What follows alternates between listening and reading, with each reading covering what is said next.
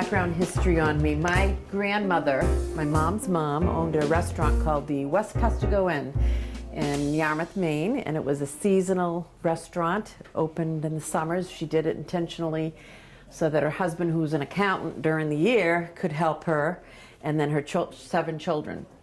And they ran the West Custigo Inn for several years. And then they sold it, and then the guy who bought it didn't do too well with the transition, so she bought it back from him. And anyway, she was a self-made millionaire. She did okay in some of her transactions with the real estate and all that. But anyway, I wanted to tell you that Dave does have another class. It's about spices, and you go home with 2 spices. He has different mixes of spices that he does, and it's an interesting workshop, so I just wanted to share that one with you. And let's see, before we get going again, so anyway, my grandmother worked in the food industry, catering business and restaurant industry, and so I learned as a child growing up, because she catered for weddings. I did a lot of catering. My mom and I would go and help out on the weekends, and we did weddings and things like that. And then I ended up going to school for special ed. And the area that I specialized in was vocational education. And I trained individuals with special needs on the job sites in basic entry-level jobs. And most of the jobs were in food services. So I gained a lot of skill and knowledge about sanitation and safety in the kitchen, and learned a lot about cooking over the years as well. Now I'm subbing for Dave. Dave's the owner of the company. He's out of Brockton with Garden Therapies. So we do things probably a little bit differently from each other. Let's see, what else can I tell you? I love to cook. I have a health condition called hemochromatosis, so I happen to get a lot of iron in my blood naturally. My body doesn't process it like other people, so I tend to not eat out and dine out a lot. I'm not saying that I don't do it at all, but I tend to eat fewer processed foods by cooking at home. And I can limit how much salt I put in things, how much sugar I put in things. I like to bake, so a lot of times what I do in my recipes is I half the amount of sugar with cane sugar, and then I use the other half a product called stevia. So I try to reduce the amount of sugar that I have in my diet as well. I'm not saying I don't eat out at all, because I do cheat once in a while. I'll end up driving around doing errands and find there's a Wendy's, and I'll be like, oh, I need a burger. I need to. So I do cheat a little bit, but for the most part, I love to cook, and I cook pretty much daily. So let's get started. First of all, what are the health benefits of broth? Broth is, I'm sorry? Protein. Protein, very good, yes. An 8-ounce cup of broth typically has, I believe, 10 grams, 10 grams of protein in it. And our bodies all need that in order to maintain our muscle mass, especially as we age. If we're not getting the exercise we need and stuff, our bodies tend to atrophy a little bit sooner. Also, with bone mass, there's calcium in it, and there's a byproduct called collagen. And collagen is great for your skin, your nails, your hair, and it naturally comes out from the chicken. And typically, the feet of the chicken has the most collagen. So if you go to the grocery store, you don't always find the feet, because they sell them to people who make their own bone broths or to manufacturers. But there's still a lot of collagen in the chicken itself, but the feet is where most of the collagen resides in. There are other micronutrients as well, and minerals, so it's very beneficial. And I have to share this story because my grandmother taught me how to make homemade chicken soup. Before, I thought it was just, you take a couple bouillons, you throw in a few veggies, some chopped up chicken. But that's not how you make a real chicken broth. Real chicken broth, you need the bones. And there's a product called Better Than Bouillon, which is like a, yes, it's a little more pricey than a regular bouillon cube because it has the bone ground into it. So you're going to get some of that bone flavor and that sort of thing.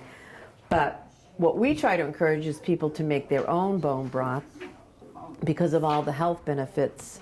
And there's probably really something to be said for that chicken soup that people would make when you were a child, and they said, this will help you cold or whatever, and that's because of all the nutrients in it. It also has a product called glycine, which helps with your body's metabolism. And there's some also oxidative properties to it too. Some of the other vegetables that you can put in it, we're going to talk about today. And I've got 2 raffles. Matter of fact, I'm going to send around some papers and try to fill out two. Actually, just fill out one. Yeah, just fill out one. Let me get some pins. And I'll pull out 2 different names at the end because I'm going to raffle off the ingredients for a broth. And I'm also going to raffle off, because I'm making you a special recipe today, which is an Asian-inspired soup recipe. So you just need our name? Yes, just put your name, and I'm going to pull some names out of a hat at the end, and I'm going to come around with the recipe that I'm going to present to later. The broth recipe is in the packet I already gave you. This is something that I made up myself. My husband and I, we love bone broth, and we make Asian-inspired soups from it and all kinds of things. Let me just get some more copies. I'm going to have to make some more copies of that, too. Okay, yeah, just put your names in a pile, and I'll get to them in a little bit. Hi, do you mind if I get a couple more copies of that one there? Thanks. No, those are good. I've got plenty of those. But, all right, so why do you? Another reason why you want to make rather than opposed to buying your own bone broth is it's a lot less expensive in the long run. You can make a bigger batch. You're not putting artificial ingredients in it. You're not putting sodium in it, or you can put a little bit of sodium, but you wouldn't put as much sodium. Where would you get seaweed? Seaweed you can get at places like Ocean State Job Lot. Matter of fact, I have a packet. They come like 5 to a pack, and so you won't, you just open up the 1 pack per broth if you want. Or I use this for the Asian shrimp soup that we're going to be making in a little bit. Yep, that's for my special. I always make my own chicken soup. Mm-hmm. Yeah, it's wonderful. It tastes like home too. So let's see what else. Oh, there's also gelatin in your chicken broths, and you'll notice too, like after you make it and you chill it overnight in the fridge, the fat and the gelatin will rise to the top, and you can take off the excess fat so that it's low fat, and you can take off some of the gelatin, or you can leave some of the gelatin in, whatever you prefer. Now on this is Dave's recipe for the chicken stock broth, and you can modify this. He tends to like it with a lot of pepper. I do too. And he also adds generally a product called turmeric, which has a lot of anti-inflammatory properties to it. And then on the very back is a vegetable stock recipe. And you can throw in all kinds of stuff. If you have parsnip, you can throw in parsnip. If you have some rinds from your squash or pumpkins, you could put that in even. So let's get started. First off, I did clean my hands, by the way, earlier. I'm going to just put together a bag, and inside I have a couple stalks of celery. I tend to use whatever I have on hand, but these little baby carrots are easy because they're already pre-washed, pre-peeled. You don't have to peel your carrot. You can put a big carrot in there as opposed to lots of little ones. But I just happen to have the baby ones at home. And Inside this bag, I also have thyme from my garden. I grow a lot of herbs, and I use a lot of herbs in my cooking. And I also have some chives that I'm going to use in the Asian-inspired dish later. I also have parsley, again from my garden. It's probably going to be good for less than another week because of the frost, but for now it was good, so I trimmed some up. And I'm going to get started with, so with the onions, like you're going to use 2 onions in this recipe. Excuse me. I saw a show too, but they had Dr. Lee do that on TV when they try too. Uh-huh. Same thing, 3D doing. Oh, really? Yeah, she do it once a year, fundraiser, do it too. Yeah. Nice. So now, I took the outer peelings off of these already because sometimes the outer peeling has like maybe a little bit of mold or dust or dirt or whatever. So I'm down to the inner peelings, and you can use that in your broth. So you're going to cut this in half like so, and that's going to go in your bowl of water with your broth. All in there, huh?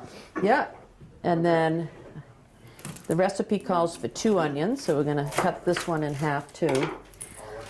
Now what I typically do, and I'm just going to throw this bag of parsley in with this because you don't need all of this. You can use it for something else too.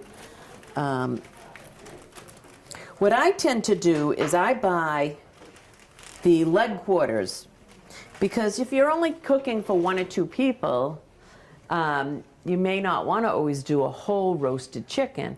So at the grocery store, a lot of times they'll have the leg quarters in like a 6-pack. So when I get home, I go 2, 2, and 2, put them in a Ziploc, each of them, freeze 2, and then I keep 2 to roast. But if I'm in a real hurry, I do sometimes buy the rotisserie chickens at the grocery store, you know, just if you wanted to simplify things even further. It's already cooked.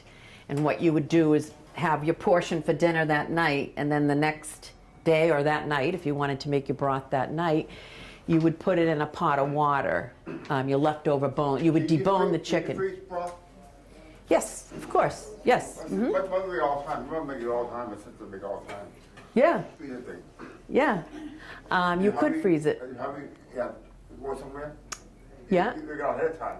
Yeah, yeah, and you can actually keep it in your fridge for 5 to 6 days as well, so it should stay. But it does need to be refrigerated, though. All right, so now we're going to talk about the spices that go in this, and so this one I like the multicolored peppercorns. You know, it's probably cost the same. I bought this at Marshall's. Dave buys a lot of his stuff at a food warehouse.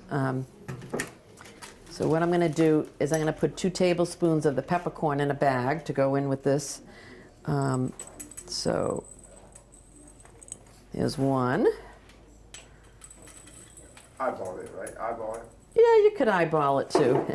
There's 2. I want pizza all the time. What's all time pizza all the time? I'm going to put some turmeric in there. It adds nice coloring to your stock too. I'm just going to put a half a teaspoon in with the rest of the spices. And then the salt, on his recipe here, he uses, this is sea salt, so there's not as much sodium in it. Let's see, the salt does not supply iodine, but it is less sodium as well. And he does a Kosher salt. Yeah, he does either kosher salt or sea salt. He either sprinkles it on the chicken, or I would just use no more than a teaspoon of that in with my other spices. All right, so there are your spices. That's going to go in here. And at home, what you would do, so you're going to use a 4 to 5 pound whole chicken, or you're going to use 2 quarter leg drumstick portions. Yes? Are you doing the Asian one? I am going to do that next. Yeah. Oh, this one is what then? This is just the plain chicken broth. Oh, Yeah, okay. fine. Yeah. That we have the recipe for. Yes. Yeah. So we got our onion, we got our carrots, celery. I also have a garlic bulb here, and it calls for 2 garlic bulbs. And what I do, it's funny, my husband made chili for a chili cook-off one year, and he thought a clove of garlic was a bulb of garlic. So the recipe called for like 4 cloves of garlic, and he put in 4 bulbs. So it wasn't very good. So I usually trim the ends off of my garlic, and then the paper just comes off, and then I take the back of my knife and I press down on it, and it smushes it, and then I just give it a little cutting. And there's that. That can go in with the other vegetables. And this recipe called for 2 of these, so we're going to do 2. You don't have to smash it up that much. If you wanted, you could just chop it up.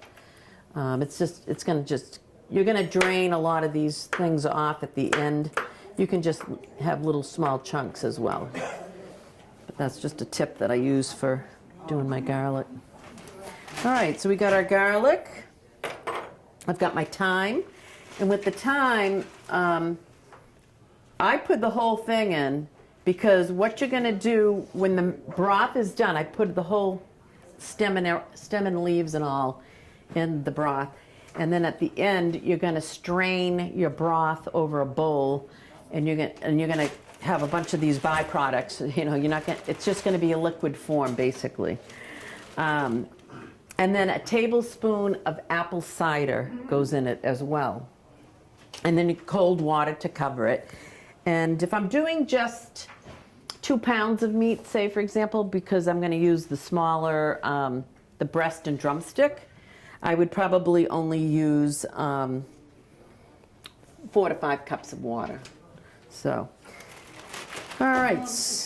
Yes. Why do you put the cider in there? I'm not sure. I think it's sort of like a preservative kind of thing. I'm not really exactly sure why, but Dave, I actually, not just Dave, other people I've spoken to have used the cider.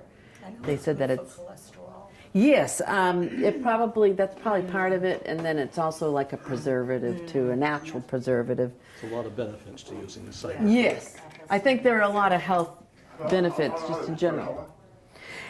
It tells you right on here. You're going to cook it. You're going to bring it to a boil, and then you're going to simmer it for about 2 hours, an hour and a half to 2 hours. Okay, so that's our chicken broth. How pounds chicken? 2 pounds? I usually do, because it's just my husband and I, so I'll do the breast and drumstick, you know, the quarter leg portions that you get, and they usually come in a 4 or 6 pack. I love extra chicken in it. Yeah. Oh, well, you can cook up all 6 pieces, but I like to, because the broth's only good for a week, and I don't have it daily. I probably have it twice a week. A small portion, 1 person, okay. Yeah, and what I sometimes do is before bedtime is I take, instead of a cup of tea, I do the broth. Yeah. And because of its nutritional benefits. I heard that. So, but yeah, so, all right, so that's I heard that. one day. So I'm gonna raffle this off. Did everybody fill out a slip of paper yet? With your name on it? Yeah, they right Do there. it. I did All right. it, Steve, Yeah. I did yours. Oh, someone did yours for you, okay. I did yours, Steve. Oh, very Sorry. much. Okay. I'm gonna raffle off this, We didn't You get have it to over you. here. okay, so I'll be right over with some, thank you. Does anyone have a pen? Yep. You got a pen? Oh, good, all right. There's that, and another one. There you go. All right. The matzo balls, they're good. Does anyone have any questions so far, or?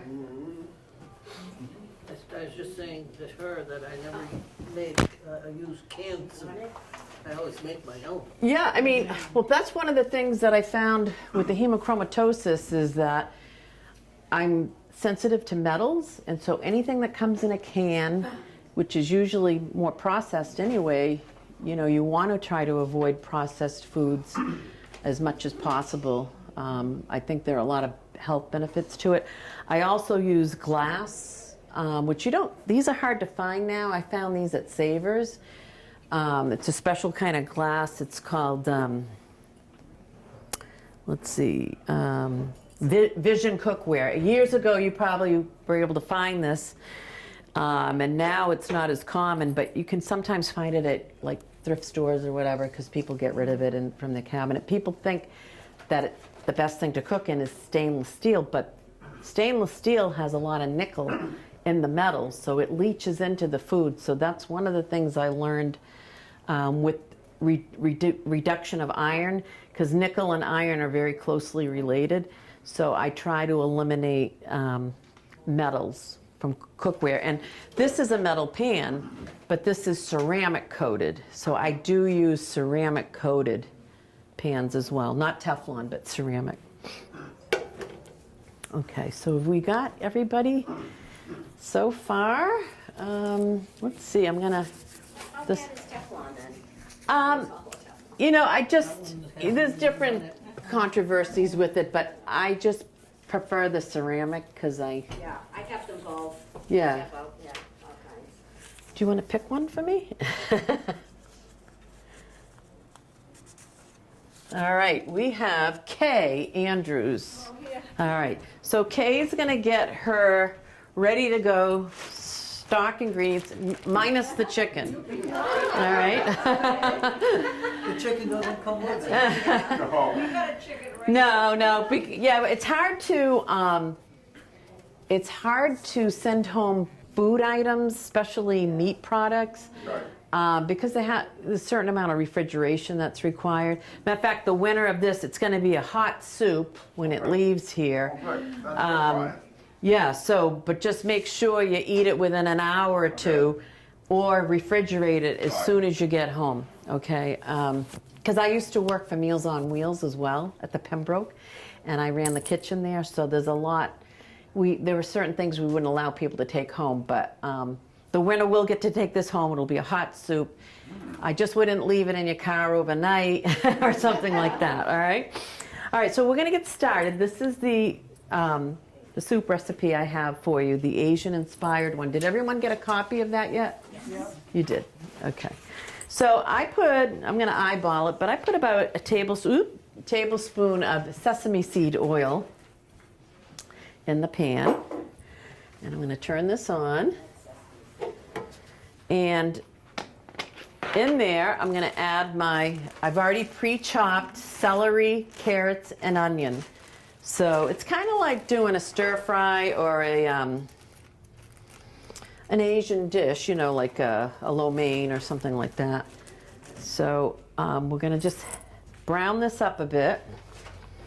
It's gonna take a few minutes because I just make sure that burn is, oh, that doesn't feel like it's on. Oh, here we go. Here we go. All right, so we'll start with that. I also bought frozen shrimp. I hope no one has a shellfish allergy, but I'm just letting you know, you can substitute it for chicken if you want. My husband and I love shrimp, so that's kind of why I went with the shrimp. So I'm going to just cut these into bite-sized pieces. Actually, there's that. And I'm going to brown these up in with the vegetables too. But I'm just going to wait till these. It's probably going to be a few minutes before. Oh, that's going. All right, that's going. All right, and then this one. So let me have you test some of the broth that I made last night. So I'm going to come around with samples for everybody. And see what you think. It's very hot, by the way, so just be careful. This is using Dave's recipe, which is the one I gave you on the handout. Is this the chicken one? That's the chicken broth, yeah. Thank you. Yep. Oh, that's delicious. And everything that I grow in my garden is organic. like all my herbs. I don't add any pesticides. I don't, and it's not that difficult. You I've know? got two, I've got two, I've got, Yeah, you do? a long time. Do you grow herbs or? Mom more did. Yeah. You're welcome. It is very hot, so just be careful. These thermoses work very well. Next year, I'll put it next year. Oh, yeah. Smell good.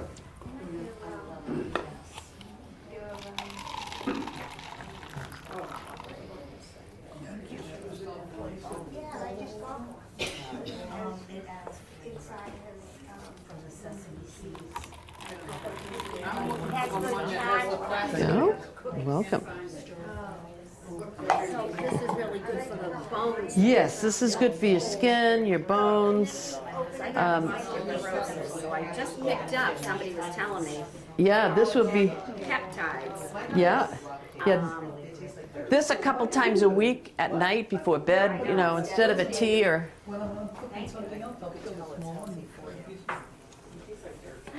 All right, so I hear this sizzling, so that's a good sign. It's working. We're going to try to get that up a little higher. Like I said, I get these little seaweed packets at Ocean State job lots, and there's usually 5 or 6 to a pack.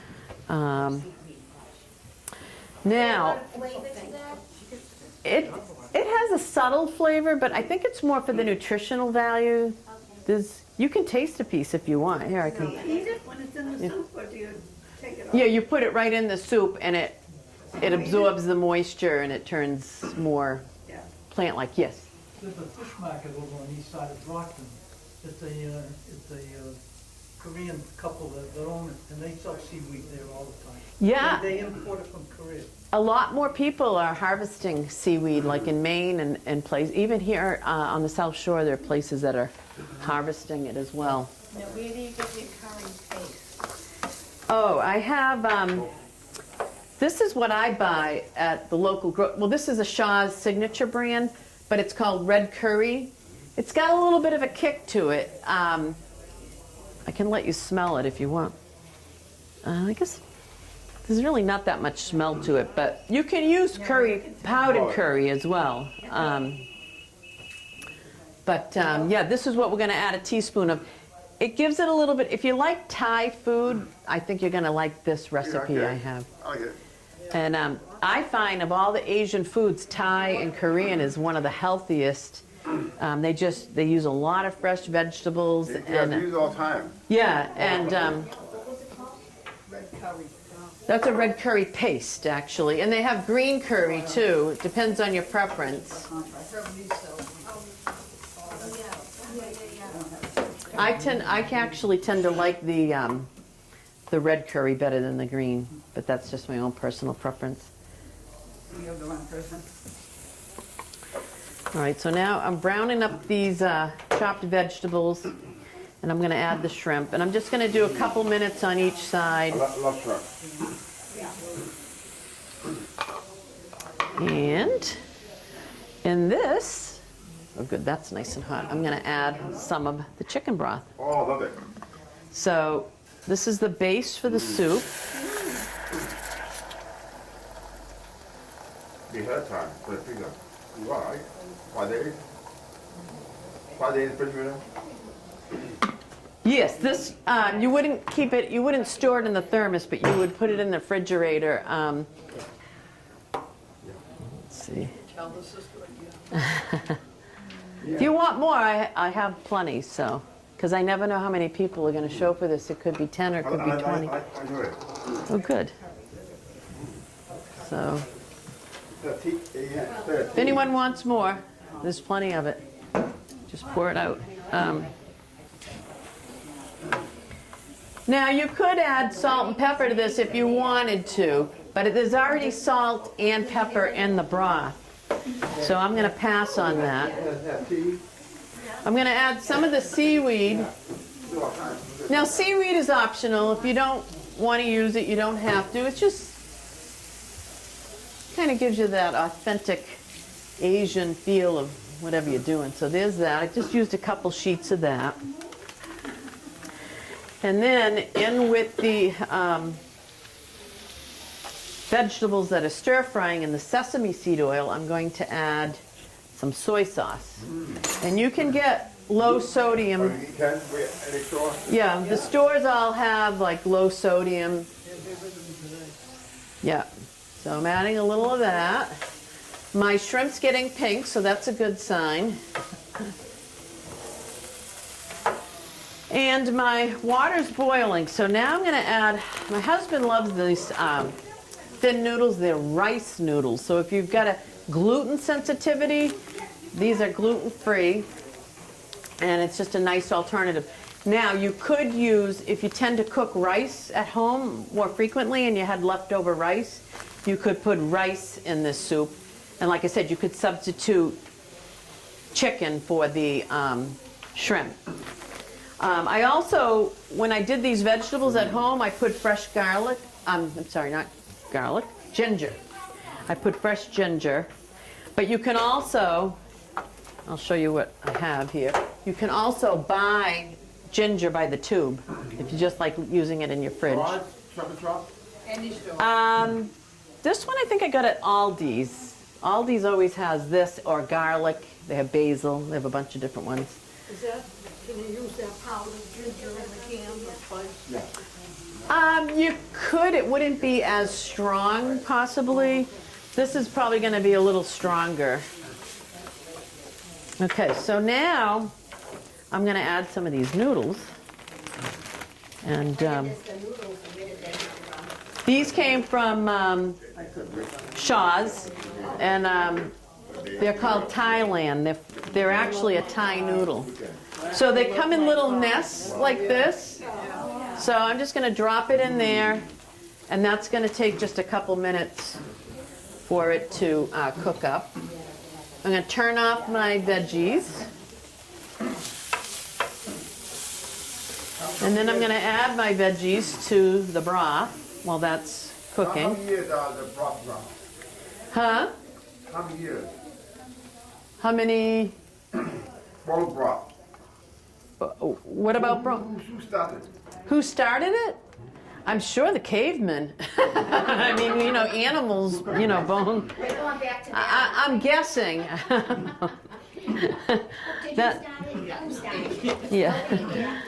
So that's my guess. Now, I brought along coconut milk. Now, my husband has this just as it is right now, but I love coconut milk. It does come in a can, but there are a few things that I still use that come in a can because I can't find it in a bottle. But I do like the creaminess and the texture that it gives. So I'm gonna add some of that to this recipe as well. Your husband doesn't have that in it? No, he just does the plain broth, you know. So there we go. Not either. I try it, and if I don't like it, forget it. So I'm just gonna stir this up. Mary, try some. The broth is good? Yeah. Oh, it smells good. Mary, Wait there, Mary. She got plenty of it right there. Okay. But it's blazing hot, so. These noodles are kind of like angel hair pasta. They don't take long to cook at all. no, Maybe, very quick. yeah, 2 to 4 minutes tops. I did So, before. so. And then I brought some chives from my garden. These are garlic chives. You gotta- And I'm just gonna cut them up small and float them on the top of the soup. Right, right?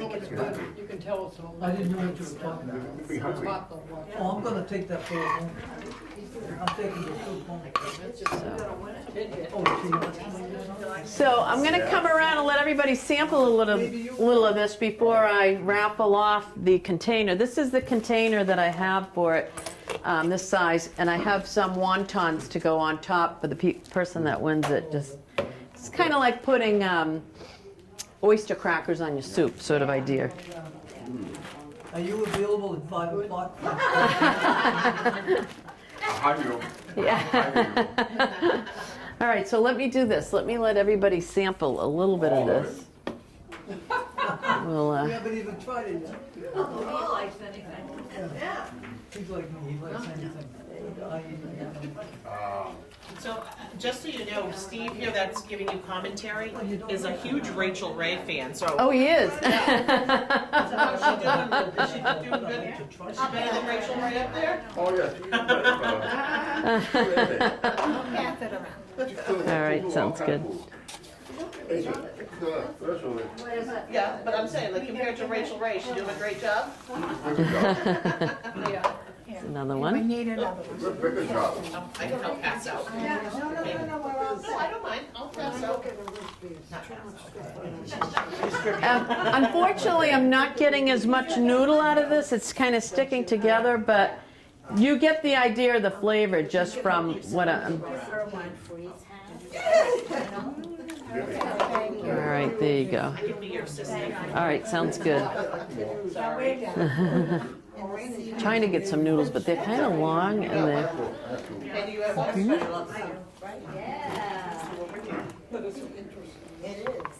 If you're lucky, you get a piece of shrimp in there too. There you go. Now, does he have a place in Brockton that sells soup and stuff? Yeah, that's Not yet. I mean, that might be something down the road for him to think about, but he's just starting off this, he's done a career change. He was I believe a school principal or superintendent or something, and this is just something he's decided to do during his retirement, basically, because he loves to cook, and he has a lot of healthy things that he does. How many more do we need? Two more, I All right. Now, where is your place? Situate? I work out of my home. I don't own a restaurant. No, my grandmother was the entrepreneur. So basically you work for Dave. I work just part-time for Dave, yeah. I just fill in when needed. Anyone that didn't get any? Did you want one? Yes, here you go. I'm sorry, who didn't? You didn't? Oh, okay. We'll get you one. Delicious? Sounds good. I haven't tried it. How are you gonna sell it to everybody? Hey, Mary.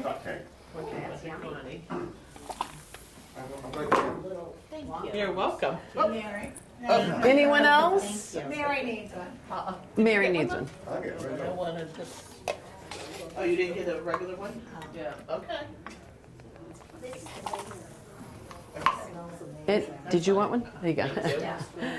All right, I'm gonna add more of my chicken broth to this, because as you can see, it's. Love it. You like that? Oh, good. Now, see, my husband will make a meal out of this a couple times a week, and where'd my coconut milk go? Put a little more of that in there. That and some nice garlic bread, some salad. Now, did you add the coconut milk to the first milk that you started passing out? Yes. Okay. Yeah, I just added more just so that someone has something of some substance to take home with them. I'm just going to let this cool a little bit before I put it in. This is a food plastic type of, it's a safe food type thing. So it should be good to go. But does anyone have any other questions or? What's for dessert? Yeah. Yeah. I should have brought some fortune cookies or something. The original broth that you made, just to get the broth, for those of us who need to have colonoscopies every now and again, you can't find anything to have the day before. I mean, I don't want Jell-O. Right. And it's so hard to find a good broth that's already made up that you can kind of Right. take to work with you or whatever. Boy, that's great if you could do up one of those broths. Yes. Oh, absolutely. For the day. Yeah, for them.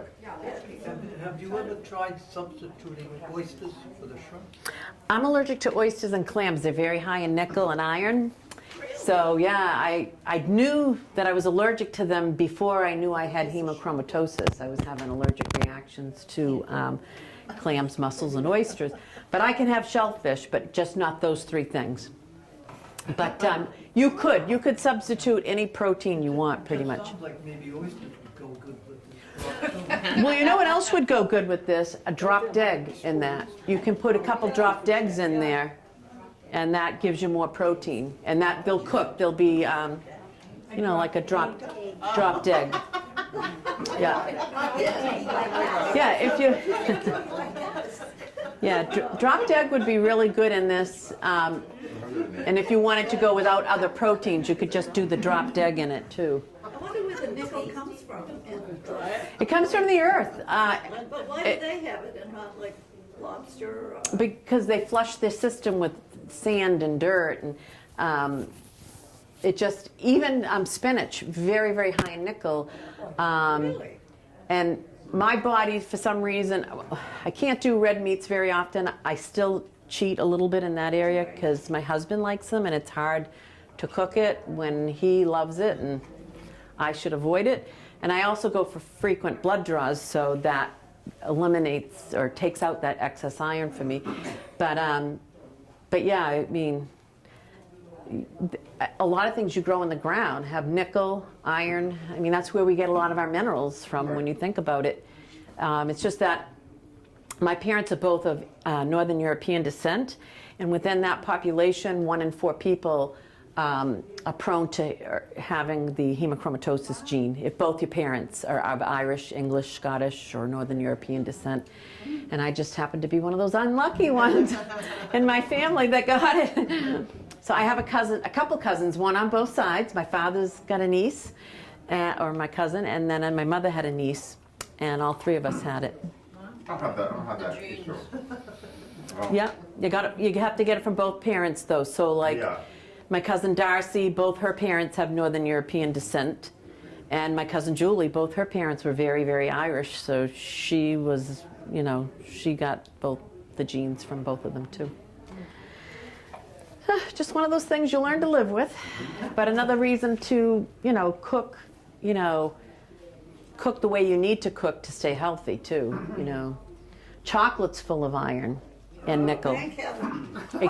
Extremely high of nickel. And that was the sort of thing I used to have every single day. I'd have my little chocolate fix. Now I may do it once a week. Isn't that interesting? Yeah. I wouldn't have thought that. Well, the reason why I found out I had hemochromatosis, you usually, in women, they don't get it till after menopause usually because you stop menstruating. Men usually get diagnosed a lot sooner, a lot younger. And what happened was I was trying to lose weight. So I bought a soy product, protein, and I would make a milkshake from it, and I would add a scoop of powdered peanut butter, very high in nickel, which I didn't know at the time. I would add a scoop of chocolate to give it some more boost, because everybody says how great dark chocolate is for you, right? So I put a scoop of cocoa powder in there. So I'd make that protein shake in the morning, and then in the afternoon I'd come home and I'd have a spinach salad, and I'd put like a half a cup of chopped nuts, a half a cup of dried fruit, all those things very high in nickel. So anyway, I was overloading my body with foods that I thought were healthy, but in my case, not everybody's case obviously, but in my case, the iron started building up and building up and building up until I started having like anaphylactic shock. So this went on for like 2 years, and then finally I went to a place called the Rothfeld Center out of Waltham. And what they do, you're not your typical, I went to my doctor's monthly with these anaphylactic shock reactions that I was getting, and they didn't do the proper testing. So finally a friend said, have you ever thought about the Rothfeld Center? I said, never heard of it. And she's like, yeah, they test people for things that your doctor normally wouldn't test you for. So I went to the Broth Center, and they did every blood workup, every stool sample, urine analysis, you name it, and they came back and they said, oh, your ferritin and your iron are really, really high. And so that's when it put me on the path to, switching things around with my diet and having to go to a hematologist out of Dana-Farber. And for a while I was going every 3 weeks to have to give blood. Now it's once every 3 months because I can, just eliminating the nickel from the pants. I'm also allergic to nickel. Because during this whole process I was going to an allergist and they found out that I was allergic to nickel before I found out I had high iron. So I went on a low nickel diet, which you can research on the internet now. But yeah, I would get these severe rashes and my lymph nodes would swell up. And I started panicking after a while thinking, gee, I think I got cancer, you know, but nobody was diagnosing me with anything for 2 straight years. Finally, the Rothfeld said, oh, yeah, you've got hemochromatosis, so. But yeah, it's one of those things that people don't test for like they should, but like I said, if you're of high Northern European descent, there's a 1 in 4 chance you could have it. So I had to tell all my family members, my brothers had to go get tested and things like that. So, any other questions or yes? A little comment. There's a lot of ethnic grocery stores in Brockton. So you can probably find some Asian ones somewhere. I think maybe up north end of Brockton. More Brockton, they come up here everywhere. Yeah, Quincy has them too. And what I was going to say too, if you don't like, oh, you know what I didn't do? I didn't put the curry in. Oh, so you guys didn't get the heated version. Oh well. The person who wins this will. They'll get the heated version. But yes, you can use, instead of curry, if you want something a little milder, you could use an oyster sauce or a hoisin sauce. You didn't put the ginger in. No, the ginger was in with the vegetables. Yep, that was in there. All right, so we're gonna, all right, so somebody's got dinner ready to go. Somebody's gonna win it. So, I'm gonna, oops, those are the blank ones. We need the, where'd I put them? Ah, yes they are. All right, so. I'm gonna have you pull another one. Why you use ginger in cooking? Well, I got 2 of them. You got 2, all right. Me. Not the veggie, no. Janice Keefe. Janice Keefe? There you go. You get to try it with the curry. Pick up your nice Italian There you bread, go. make a salad, and you'll be all set, right? Yeah, there you go. No cooking today. Yeah, you like this? I find Indian. You like everything. You're easy. Easy peasy. I try it. I like it. Didn't taste bad. Yeah, there's really not a lot of flavor, I don't think, to it. It's more of, it's a nutritional, it's more the minerals in it that you're gonna, Yeah, and it gets softened up, and it was fine. It was like eating Yeah. spinach or something, but not as flavorful. Right. You know, not much flavor. But yeah, it was fine, because it's something like, there again, if you want to put more nutrition in there. yeah, Oh, is that the seaweed? Yeah, I never had it before. Yeah. I'm saying, you know, I would have no problem if somebody made it. We used Yeah. to eat it dry. yeah. I've got a couple extra baggies if people want to take some home with them. I've got this whole packet here, if you think you're gonna use it. We used a couple of leaves. Yeah, I just scrunched up a couple leaves. Yeah. Just see, is there a napkin? There was a napkin over here. It pulls up the napkins. Oh. Is that what you're looking for? The net, yeah. Thing behind the Oh, yeah, There it yeah, is. okay. There we go. I'm just gonna wipe this out. I don't, it was a little bit moist, but if anyone wants a couple of these to try in their soup. I do have some leftover chives, if anyone wants chives.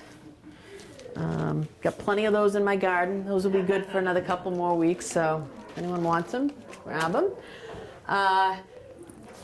Everybody's got a copy of the recipe? Yeah. Okay. What was the lemony taste in there? Lemony. It might have been the apple cider vinegar.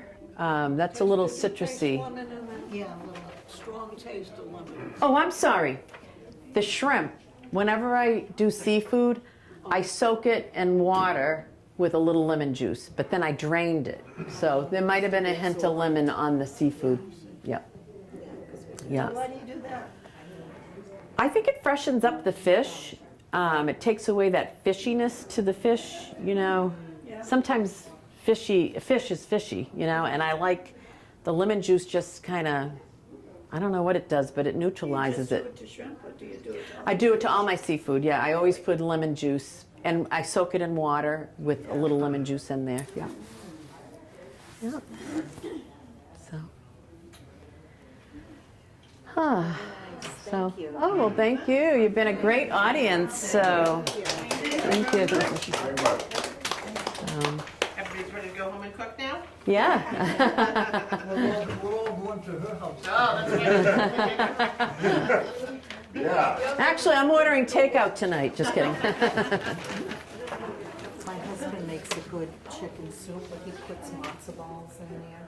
Ooh, yeah, It's that. a very good hearty soup. Yes. But that defeats the purpose of being healthy. I'm Well, sure. you know, in the winter, you know, it would be nice. It's nice to switch things up too, you know. Last week I was at the senior center in Situate, and the chef there made a carrot ginger soup, and it was to die for. It had coconut milk in it, chicken broth, the carrots pureed, cooked and pureed, ginger, and I forget what else he had in it, but it was so good. I mean, this is the time of year too to get going with soups too, you know. Carrot ginger soup.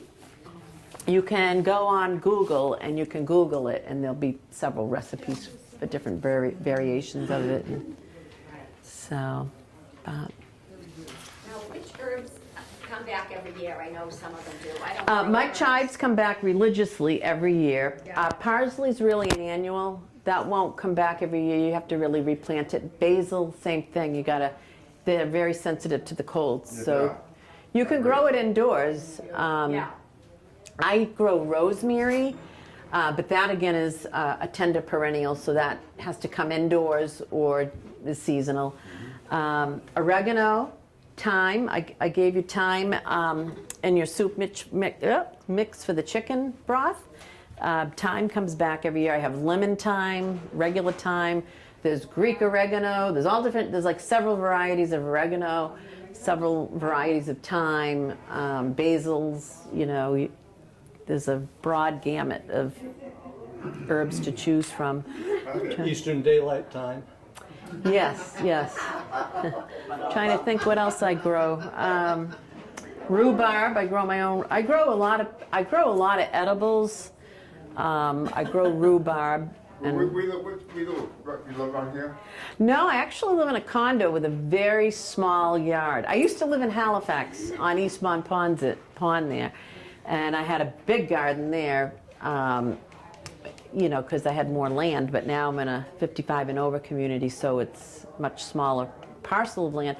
But I actually have an apple tree. I had 3 dozen apples this year, all organic. I made applesauce from, and I made an apple cider donut cake the other day. If you like apple cider donuts, Martha Stewart has a recipe online for that with the homemade organic applesauce that I made for my apples. I grow blueberries, I grow strawberries. Trying to think. Believe it or not, hostas are edible. If you get them when they're like a stalk, they look almost like asparagus when they first start shooting up from the ground. You can snip them and you can cook them like asparagus. I've grown asparagus, and I have some plants I have to put back in the ground. I haven't done that yet. I bought them as like roots, you know, and now they're ferns, so now they got to go in the ground. But I've grown marjoram. I've grown. Trying to think. Anyway, there's a lot of things too that you can grow quite easily just from things at the home, like celery, for example. If you cut the end off your celery and you stick it in the ground in the summer, you know, it'll grow into it. I have a stalk of celery from a scrap piece of celery that I had. Yeah, I just stick it right in the dirt with the bottom down. And potatoes, same thing. I just cut the eyes of the potato. I grow my own potatoes. Yeah, last year I actually, well, this summer I actually grew pumpkins, and I didn't realize because I didn't plant any pumpkin seeds, but I have a compost in the middle of my garden. It's just a small raised garden, but there's a compost in this particular design, and I put the remnants of the pumpkins stuff after I had pureed the pumpkin to make pumpkin bread. I put the seeds and everything in the compost. Well, this summer I had pumpkins growing in in my garden. That's interesting. And it wasn't intentional, but I loved it. I mean, I still have one of the little pumpkins sitting out on my coffee table. I do. So onions are easy to grow. Garlic, this is the time of year to plant garlic. And garlic you can put in a little pot. And you just stick it down about 4 inches. And this is the time of year, and you can harvest it in the late spring, early summer. But you can grow that in a pot. So I'm actually the vice president of the Mattakesett Garden Club, so that's kind of, I'm showing off now, so I got to stop talking. But yeah, I like to garden. So I'm trying to think what else is edible that you, daylilies are edible. You can actually eat the flowers. You can stuff them like with a cream cheese and herb type of thing, and some people do that. Yep, squash flowers, same thing, yeah. Yeah. Nasturtiums. Yes, nasturtiums are edible. Matter of fact, I make pesto every year, and most recipes call for just the basil. I put in anything that's green: nasturtium, basil, oregano, thyme, chives, garlic, and then I, instead of pine nuts, I use either walnuts or pecans. And then a lot of olive oil, of course, and garlic, and then your Parmesan cheese. But pesto sauce is great, and you can freeze it. And so, like, you only need like a tablespoon in your pasta, and it covers the whole thing up. You just, yeah, very healthy. Yeah, Dave has a bunch of different workshops on herbs too, and like I said, a lot of different cooking ones. So, Thank you. you're welcome. Thank you for coming, everybody. Thank you.